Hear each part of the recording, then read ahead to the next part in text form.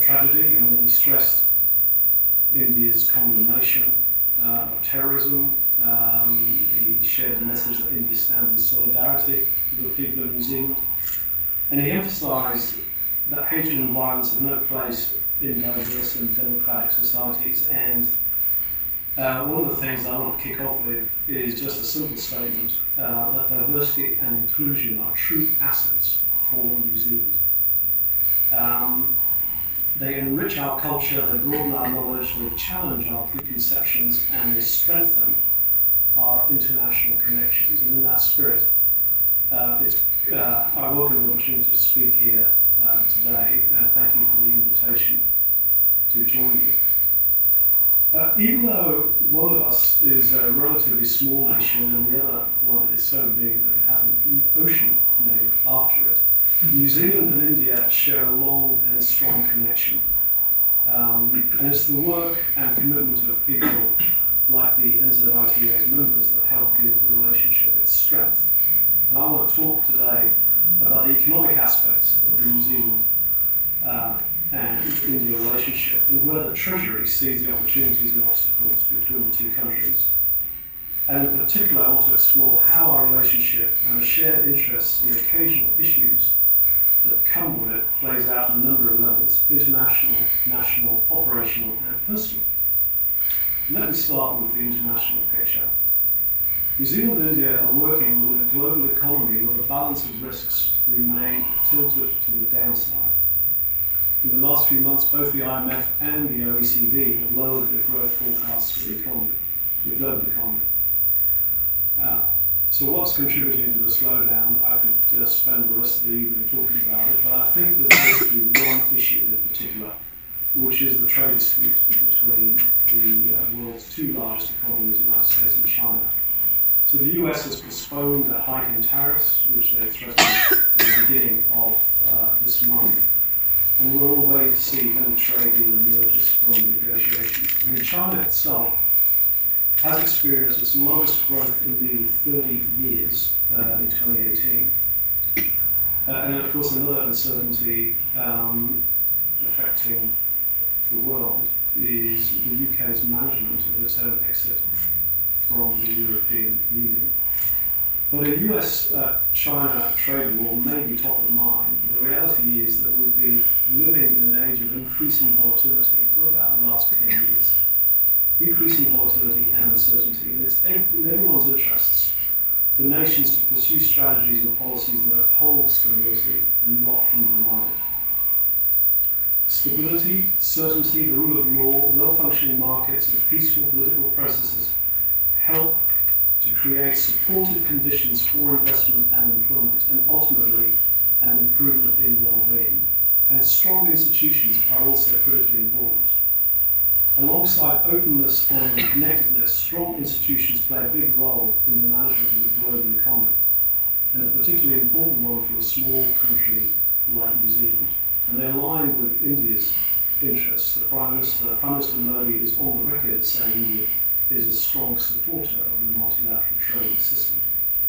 And global institutions, whether they are international organisations such as the WTO or the IMF, or whether they're formal treaties or agreements or frameworks, they help to set the rules, the architecture for international connectedness. And this architecture levels the playing field for all countries and helps to create a stable and safe environment for business to be conducted, or for disputes to be resolved.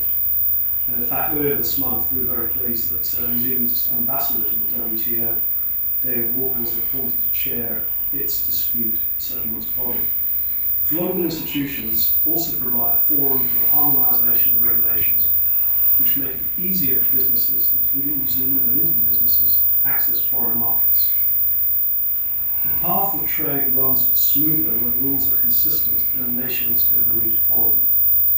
And for that reason, New Zealand's foreign and trade policy supports the components of the international system, such as the WTO, the UN, and international financial institutions, who want to not only see them reinvigorated, but also improved and strengthened to better manage today's global challenges.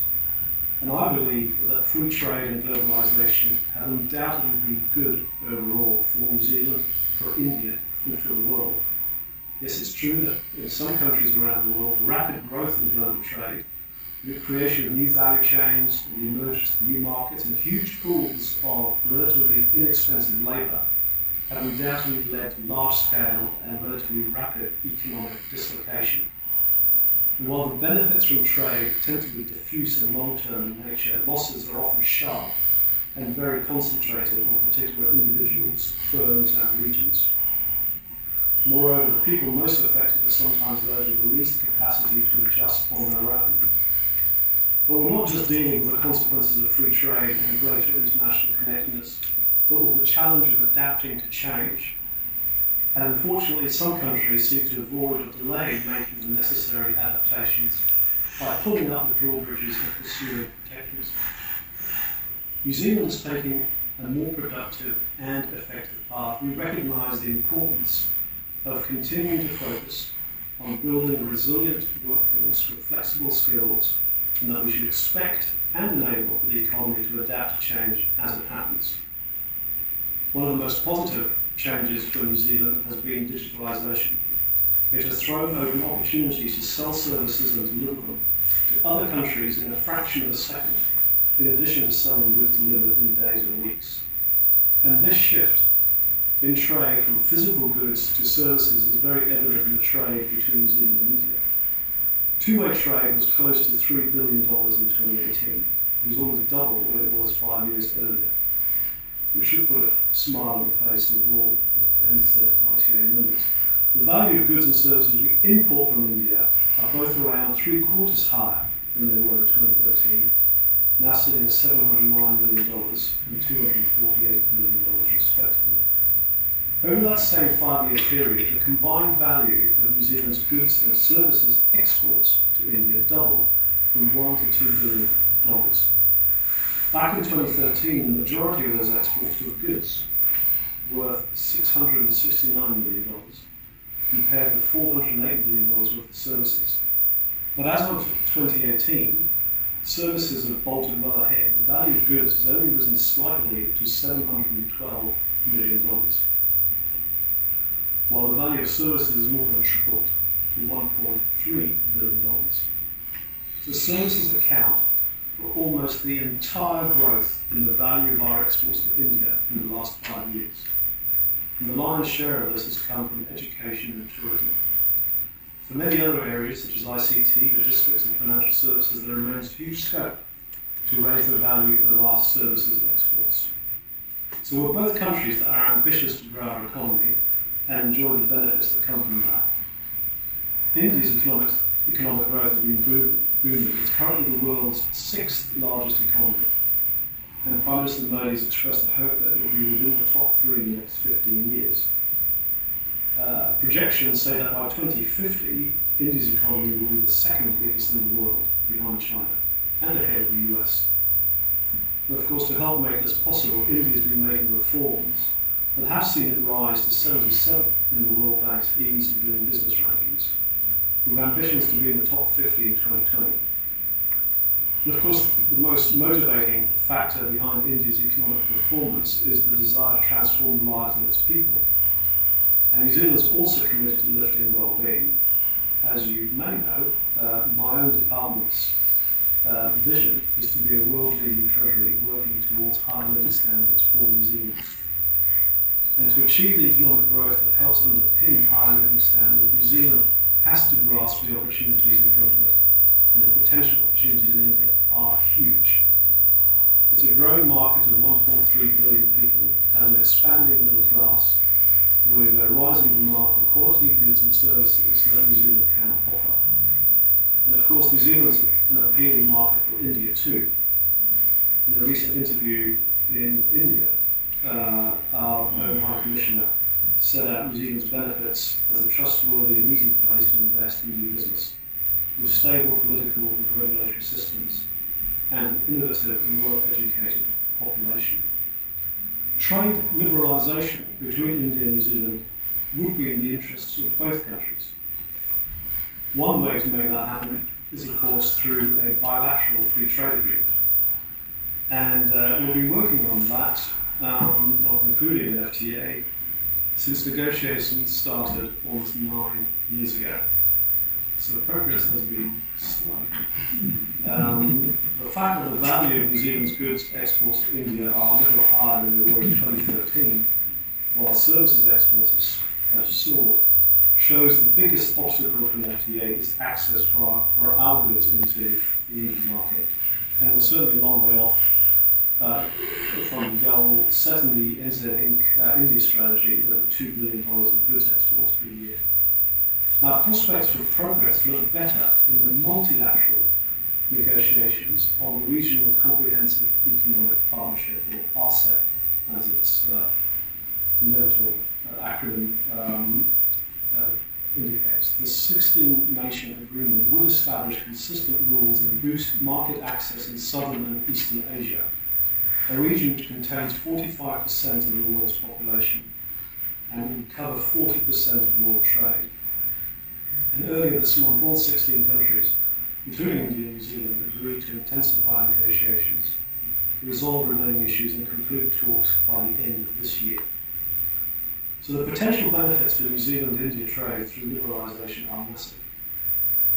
But here and now, there are lots of barriers that New Zealand companies must find a way over, around, or through to do business in India. And tariffs are especially an issue. Indian tariffs on agricultural goods average 34.4%, which hamper the competitiveness of a major export sector for New Zealand. And on top of that, our exporters face surcharges and duties at the border. They come up against restrictive regulations and licensing requirements, or they may be prohibited from supplying services from New Zealand. And investors, too, can find that they're required to operate in joint ventures with Indian partners that can't invest in new ventures. Now, of course, we recognise that governments want to ensure that foreign investment in their country is consistent with their own national interest. And the same holds true for New Zealand, which is why there's a reform process underway now for our own Overseas Investment Act. We welcome beneficial foreign direct investment, and we remain a great place to invest. But we know we need to streamline processes for inward investment where we can, and the review that's now underway will explore how to do that. At an operational level, there are many New Zealand and Indian companies making the trade relationship work. A lot of them will be represented here at NZITA, or would have participated in your events last year on reimagining the Indian-New Zealand relationship. And you'll have heard from industry leaders and government ministers about pursuing opportunities in both countries. And of course, you know a lot from your own experiences. But I don't want to repeat what's been said already, but there are some things that come through. Several different industries are singled out as having great potential for growth, which include New Zealand's expertise in agricultural productivity, tourism, education, high-quality foods, software, engineering, and consultancy and professional services. And some of the opportunities highlighted for Indian investment in New Zealand are in the wider aviation industry, in information technology, in property, in biotechnology, in infrastructure, and in health and wellness products. But these aren't, by any means, exclusive lists. Entrepreneurial New Zealanders and Indians will keep creating their own opportunities. Another theme that's come through is the need to do thorough market research. What do people in your market buy? Where do they buy it from? When do they buy it? What are the local rules, regulations, and restrictions you must abide by, in addition to national requirements? You have the right local partners you need in the market, and how you build the good relationships in which the success of the business so often depends. And probably the third theme that often gets raised is the need for tenacity. Now, thinking about the opportunities for the New Zealand-India economic relationship to grow stronger, one of the factors that gives me great cause for optimism is the personal ties that connect our countries. Indians apparently have been coming to New Zealand since the late 1700s, which surprised me when we did a bit of research for this speech. And speaking of economic opportunities, the other thing that surprised me was an Indian man by the name of Edward Peter, who's responsible for the Otago gold rush of the 1860s. Credit for the discovery has gone to a Tasmanian called Gabriel Wind, But apparently it was Edward Peter who let them know where to find the gold. Indians are part of New Zealand's past, an important part of New Zealand's present, and will be an even bigger part of New Zealand's future. And according to the 2013 census, 4% of the people in New Zealand are of Indian descent, and Staff New Zealand projects that figure to nearly double, to reach 7% by 2038. About a quarter were born here, another quarter came to New Zealand from Fiji, and a little less than half were born in India. And here in Auckland, Indian-born New Zealanders represented the biggest group of people gaining citizenship in 2018. I spoke earlier of New Zealand's service exports to India, and two of our biggest service industries, education and tourism, have attracted thousands of Indians to our shores to study or visit. Last year there were 68,000 Indian visitors to New Zealand, predominantly tourists, or people seeing family and friends. There are also 2,800 here on business. The numbers of business visitors have risen by a third since 2013. Overall visitor numbers have more than doubled. And as the Indian middle class keeps growing, I expect visitor numbers to keep growing too. Thousands more young people from India come to New Zealand for their tertiary education. Tighter scrutiny of documentation by Immigration New Zealand officials saw the number of student visa applications in India fall from nearly 26,000 in 2015 to around 9,500 in 2017. But nevertheless, India remains our second largest market for international students. Over 17,000 Indian students were in New Zealand in 2017 receiving an education. When you consider the hundreds of thousands of people from India or of Indian descent who have visited here, studied here, or are living here, that's a great number of personal and professional connections between New Zealand and India. And we really need to be taking as much advantage of this as we can. So how many firms could benefit from having the insights that these people offer into the culture and thinking of their overseas markets and customers? Indeed, how many companies are thinking of the opportunities within New Zealand of targeting such potential customers and employees? And I suspect that we don't capitalise on this nearly enough. We're barely tapping into the people-to-people connections that are right in front of us, especially in Auckland. If we did, I believe we would see a boost of two-way investment between India and New Zealand.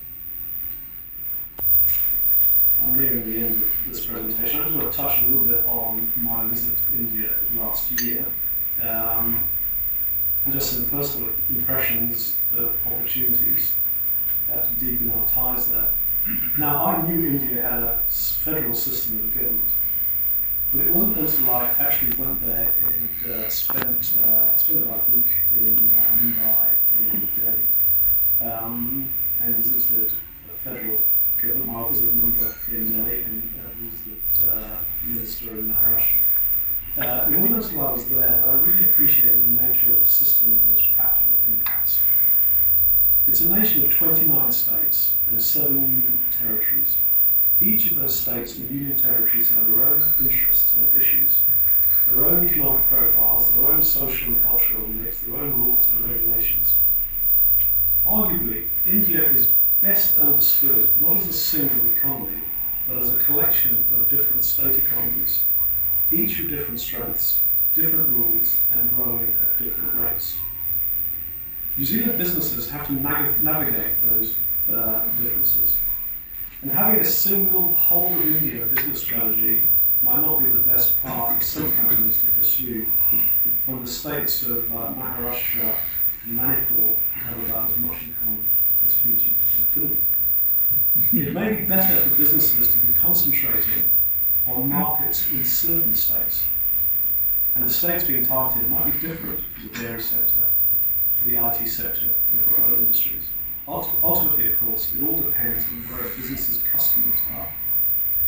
And I understand that NZITA is helping companies to connect with important entities at local and state level. Another reflection from my visit is that it's not just businesses that need strong connections between India and New Zealand. And as the lead advisor to the government for economic and financial policy, one of the things that we are doing is growing our own understanding of this large and fast-growing economy and we're looking to deepen our own engagements with India and our own relationships with our opposite members in India, and at the moment that's progressing very well. And finally, I was struck by how many shared interests our nations have. Some of this is not surprising. But New Zealand and India stood side by side firing in pitched battle, and head-to-head firing in short pitch deliveries. Although when the Black Caps play in India, it's a different analogy we've used. But what we need to see is more face-to-face business and investment pitches too. Strengthening our business ties and economic relationships through trade and liberalisation is good for India and it's good for New Zealand. And yes, there are challenges and we need to work through them. But the possibility of mutual benefits are huge in my view. And we need to grasp the opportunities in front of us. With the good work and goodwill I see happening at the international, national, operational and personal levels, I'm very optimistic that the New Zealand-India relationship can fulfill its true potential. And that's me.